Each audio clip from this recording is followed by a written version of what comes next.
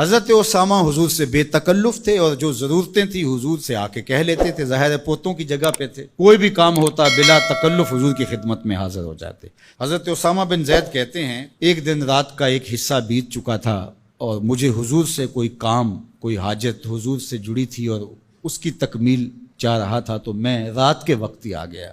ظاہر ہے کہیں جانا ہو تو بندہ سوچتا ہے، لیکن جہاں اتنی بے تکلفی ہو وہاں کہتا ہے چلو میں چلا جاتا ہوں، تو وہ حضور کی خدمت میں حاضر ہو گئے۔ تو آقا کریم تشریف لے آئے۔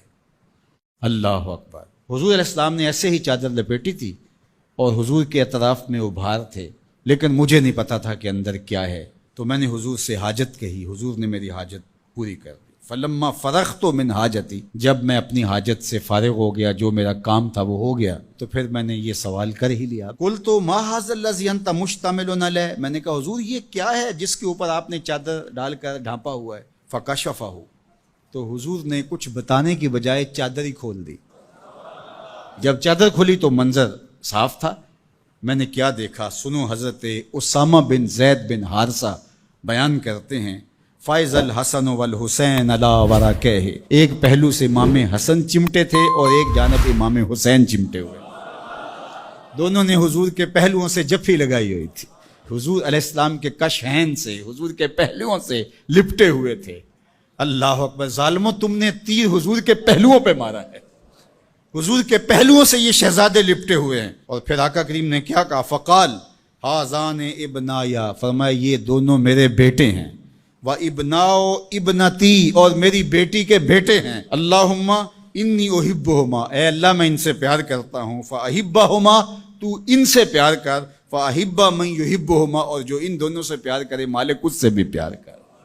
اللہ اکبر! حذیفہ بن یمان اپنی ماں کی مغفرت کا سوال لیے حضور کے پاس حاضر ہوئے تھے، اور آقا کریم نے ان کو یہ خبر بھی دی، حذیفہ سنو، یہ فرشتہ میرے سامنے حاضر ہے اور یہ میری فاطمہ اور میرے حسن حسین کے لیے جنتیوں کی سرداری کا مجدہ جاں فضا لے کر آئے ہیں، پیغام لے کر آئے ہیں، بشارت لے کر آئے ہیں۔ یہ خاندان عالی مرتبت خاندان، کبھی حضور ان کو چادر میں سمیٹ لیتے ہیں، کبھی مباہلے کی آیت کا مصداق یہ قرار پاتے ہیں اور فرماتے ہیں اللہم ہؤلاء اہل بیتی، یہ ہیں میرے اہل بیت، اور کبھی آقا کریم علیہ السلام کندھوں پہ سوار کرتے ہیں، کبھی حضور کی پشت پہ سواری ہوتی ہے، اور کبھی حضور بشارتیں دیتے ہیں کہ لوگوں کو بتا دو کہ یہ میرے فرزند، یہ عالی مرتبت شہزادے جنتی جوانوں کے سردار ہیں، اور میری شہزادی جنتی خواتین کی سردار۔ یہ عالی مرتبت خاندان جن کی عظمتیں اتنی بلند ہیں اور جن کی رفعتوں کے پھریرے لہرا رہے ہیں، تو جتنا اونچا منصب ہوگا امتحان بھی تو اتنا اونچا ہوگا، جتنی بڑی شان ہوگی تو امتحان بھی اس کے مطابق ہوگا۔